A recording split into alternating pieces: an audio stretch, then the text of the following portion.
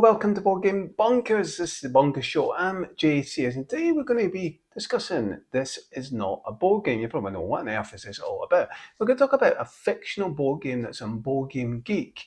That doesn't actually physically exist, but we're only going to discover and have a look at some fictional board games that physically do exist. You're probably confused, wondering what on earth is going on. Let's first concentrate and have a look at some game examples where they fictionally exist based on fictional, different types of how the game would operate in terms of the space they operate in but physically exist, and I'll explain that in a bit more sense later on. So perhaps the theme is thematically made up, and that's what I'm talking about in fictional sense. And then we'll go on to discovering this weird board game that's on Board Game Geek, which actually doesn't exist physically. Well, does in some part, it's just completely made up and isn't really a board game. Confused? Don't worry, I was confused when I first discovered it. But first, let's take a look at these fictional board games which actually do physically exist and are listed in Board Game Geek. Now, as you can see on your screen, we've got, I'm not going to pronounce that, is it Safazi? Okay, it might have been. We've got Klinza. And we've got Tak. Now, Tak, people will actually know about. That's a two-player abstract game.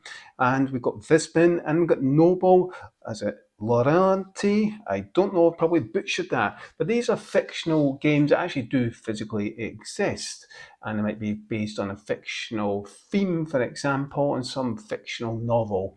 Now, let's now get into what is this fictional board game listed in Board Game Geek that doesn't actually exist. Well, it exists in some way or form. That is the Cones of Dunshire. The problem, what on earth is that?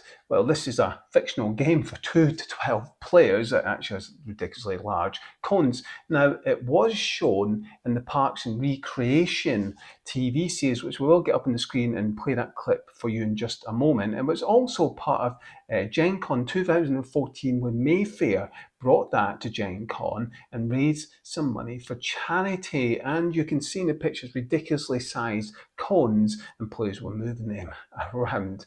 It's a little bit bizarre. The game is just made up. It doesn't make too much sense, and there isn't really any strategy involved or particularly great winning conditions. And it was done as part of a stunt. And originally, the actual box was made up by Mayfair and essentially just had a t-shirt inside it. It's not really a board game. It's a bit of a bizarre, strange one, and this is just a bit of comic funness.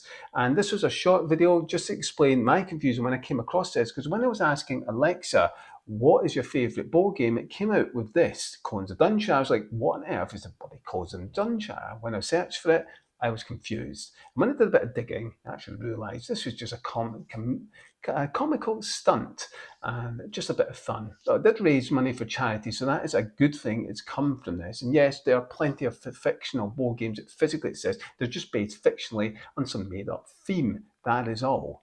But this one, well, this was completely out of the box. Now, I hope you enjoyed that. Just a fun little short video for you there. And if you haven't already done so, please hit that subscribe button and please give our videos a thumbs up. It really does help them. Thank you so much to those who, yes, are subscribed. Thank you. It really does mean a lot. So that is it. I hope you enjoyed it. Until next time, take care. This is Bonkers.